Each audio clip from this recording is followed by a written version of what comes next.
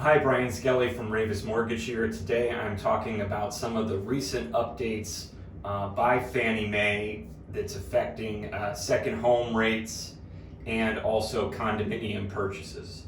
So first of all, what's happening with second home interest rates is that we're seeing a larger difference between a second home interest rate and a primary residence interest rate. And this is happening for a couple reasons. So one thing that happened last year was Fannie Mae announced that they were going to limit the number of mortgages or the percentage of a portfolio that they were buying from certain banks to a limited number.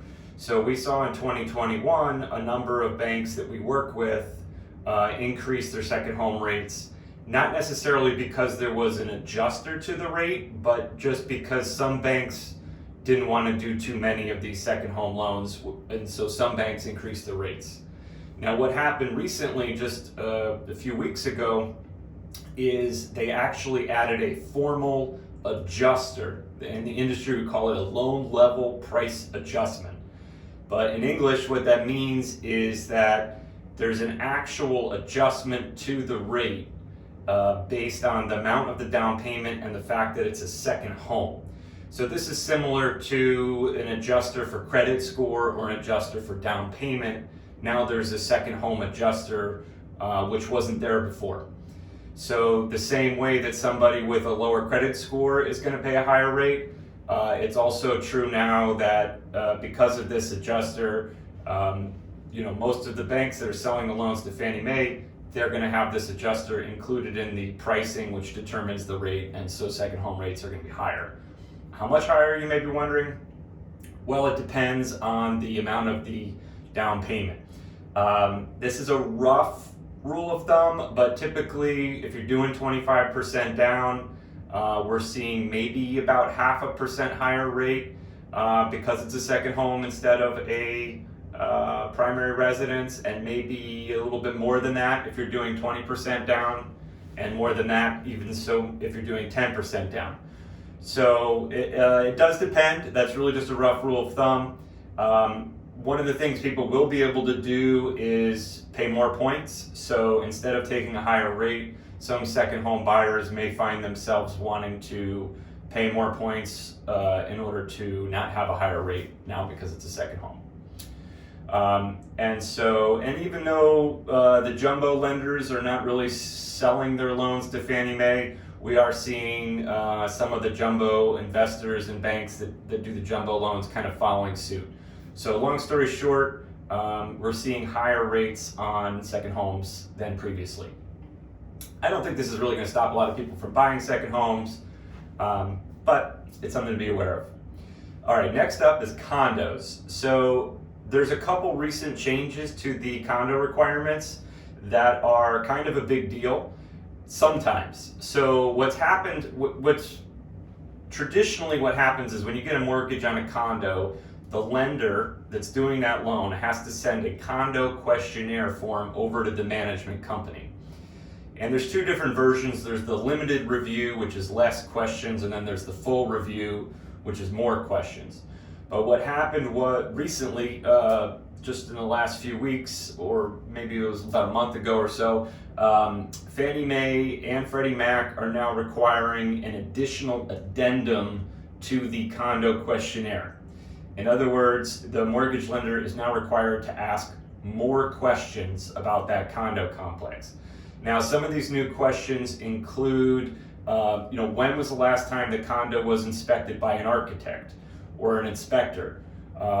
Is the condo management company aware of any safety or structural concerns to the building that may have resulted from a home inspection?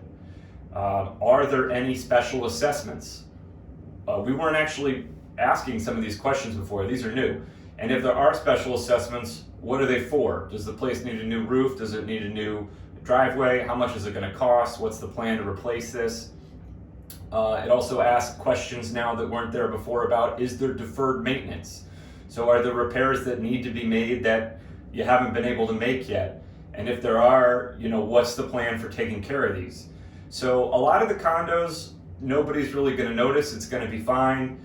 But what we're going to start to see is some condo complexes that have traditionally not been a problem for conventional financing.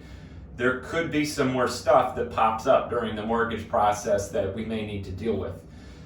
So as a realtor, one of the best things you can do is get that contact for the condo management and get it over to the mortgage company ASAP. And if you want to go the extra mile and help us follow up, that helps too. You don't have to do that, but the mortgage company wants to get that condo questionnaire sooner rather than later. And some condo management companies don't always get it back to us real quick, which can be much to the frustration of the buyer if we find out. It's not uncommon that maybe 2 or 3 weeks into the process, we start getting this information back, and sometimes it's fine and sometimes it's not fine. So, we want to educate our buyers that this is part of the process to get this condo questionnaire completed so that people aren't caught too off guard if something does come up. Now, with regard to the condo budget, this hasn't changed, but it's an important reminder while I'm on the topic. For second home condos and investment property condos, a copy of the budget is required when they're doing less than 25% down. Now, if it happens to be a primary residence, we don't need a copy of the budget unless they're doing less than 10% down. But the reason this is really, really, really important for second homes is that if a lender requests the budget, because they're required to do so because it's a second home and the buyer is doing less than 25% down, this can be an issue because there's some other new rules that came out. It was either last year or the year before that, about second home amenities and affiliations with mandatory membership fees.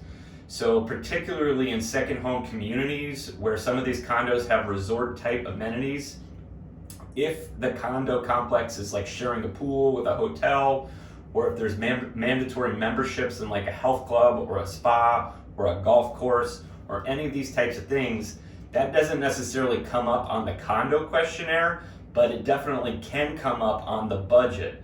And what I've seen in my experience is some of the big banks that are big national lenders and don't know some of the local nuance, they're having the buyers do less than 25% down. They're getting the budget, and then when they get the budget, they see something on there they don't like, and that's how, not always, but often, that condo complex can end up on the do not lend list at a certain, big bank.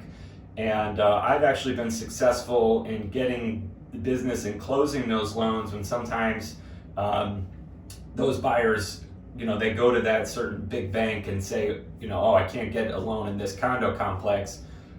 We've been successful in getting those closed, but the down payment and the budget review becomes very important. So for that reason, if I know it's in a second home community and I know that might be applicable, I really, really, really strongly encourage my second home buyers that are buying a condo, whether it be in Vermont or Florida or Connecticut, make sure you do 25% down if you can, plus you get a better rate with the 25% down. So thanks for tuning in. I'm Brian Skelly with William Ravis Mortgage. If I can help you in any way, you can schedule a time to talk with me at scheduleloanappointment.com or give me a call at 203-415-2989. Have a great day.